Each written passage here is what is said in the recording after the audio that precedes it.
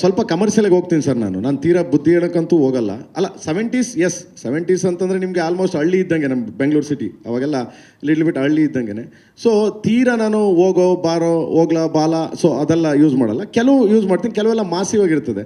So ಕಮರ್ಷಿಯಲಾಗಿ ಯಾಕಂದರೆ reach ಎಲ್ಲರಿಗೂ ಆಗಬೇಕಲ್ಲ sir, ಎಲ್ಲ ಕಡೆ ರೀಚ್ ಆಗಬೇಕು. ಆಮೇಲೆ ಬೇರೆ ನಮಗೆ ಹಿಂದಿ ಡಬ್ ಮಾಡಿದ್ರು ಕೆಲವು ಶಾರ್ಟ್ಸ್ಗಳನ್ನ ಏನು ಮಾಡ್ತೀವಿ, ಕ್ಲೋಸ್ ಇದ್ದಾಗೆಲ್ಲ ಹಿಂದಿನ ಬೇರೆ ಶಾರ್ಟ್ಗಳು ತೆಗೆದಿದ್ದೀವಿ, ತೆಲುಗುನ ಬೇರೆ ಶಾರ್ಟ್ಗಳು ತೆಗೆದಿದ್ದೀವಿ. ಅದು ಡಬ್ ಮಾಡಬೇಕಾದ್ರೆ ಕ್ಲೋಸಲ್ಲಿ ನಿಮಗೆ ಇದಾಗುತ್ತೆ. ಸೊ ಅದೆಲ್ಲ ಬೇರೆ ಬೇರೆ ಲ್ಯಾಂಗ್ವೇಜಲ್ಲಿ ಅವ್ರವ್ರದ್ದೇ ಆದ ಒಂದು ಇದನ್ನು ಮಾಡಿದ್ವಿ. ಯಾಕೆಂದರೆ ಉದಾಹರಣೆಗೆ ಈಗ ಸಾಂಗ್ ಬರೆಯೋಕ್ಕೆ ಕೊಟ್ಟೆ ನಾನು, ಚಂದ್ರಬೋಸ್ ಸಾಂಗ್ ಬರೀತಾರೆ, ಇದು ಆಸ್ಕರ್ ಅವಾರ್ಡು ತಂಡಲ್ಲ ತ್ರಿಬಲ್ ಆರ್ ಅವರು ಬರೀತಿದ್ದಾರೆ. ಎಲ್ಲ ಸಾಂಗು ಅವರೇ ಬರ್ಕೊಟ್ಟಿದ್ದಾರೆ. ಕನ್ನಡ ನಾನು ಮತ್ತು ನಮ್ಮ ಮಂಜು ನಮ್ಮ ಹುಡುಗ ಅವನೊಂದು ಬರ್ದಿದ್ದಾನೆ. 4 ಸಾಂಗ್ ನಾನು ಬರ್ದೀನಿ, 2 ಸಾಂಗ್ ಅವನು ಬರ್ದಿದ್ದಾನೆ. ಸೊ ಕನ್ನಡದಲ್ಲಿ. ತೆಲುಗಲ್ಲಿ ಬಂದ್ಬಿಟ್ಟು ಚಂದ್ರಬೋಸ್ ಮಾಡಿದ್ದಾರೆ. ತಮಿಳ್ ಬಂದು ಮದನ್ ಕರ್ಕಿ ವೈರ್ಮುತ್ತು ಅವ್ರ ಮಗ ಮಾಡಿದ್ದಾರೆ. ಆ್ಯಂಡ್ ಹಿಂದಿ ಬಂದು ರಕೀಬ್ ಆಲಮ್ ಅಂತ.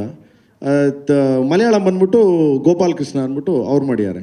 ಬಟ್ ಅವರೆಲ್ಲ ಸಾಂಗ್ಸ್ ಬರ್ಕೊಟ್ಟ ಮೇಲೆ ಹೇಳಿದ್ರು ನನಗೆ, ಪ್ರೇಮ್ ಅವರೇ ನೀವು ವಿಡಿಯೋ ಇದ್ರೆ ಕೊಟ್ಬಿಡಿ, ಯಾಕಂದರೆ ಕೆಲವು ಶಾರ್ಟ್ಸ್ಗಳಲ್ಲಿ ನೀವೇನಾದರೂ ಇದು ಮಾಡಿದ್ರೆ ಸಾಹಿತ್ಯ ನಾವು ಚೇಂಜ್ ಮಾಡ್ತೀವಿ ಕೆಲವು ಅಂತ. ಅಂದರೆ ಆ ಥರ ಪ್ರತಿಯೊಂದು ಚೇಂಜ್ ಆಗ್ತಾರೆ ಸರ್, ಲ್ಯಾಂಗ್ವೇಜು ಮತ್ತು ಲಿಪ್ಪು ಇದು ಮೂಮೆಂಟಿಗೆ ನಮಗೆ ತಕ್ಕಂತೆ, ಸ್ಕ್ರೀನ್ ಪ್ರೆಸೆನ್ಸಿಗೆ ತಕ್ಕಂತೆ ಮಾಡ್ತಿರ್ತೀನಿ.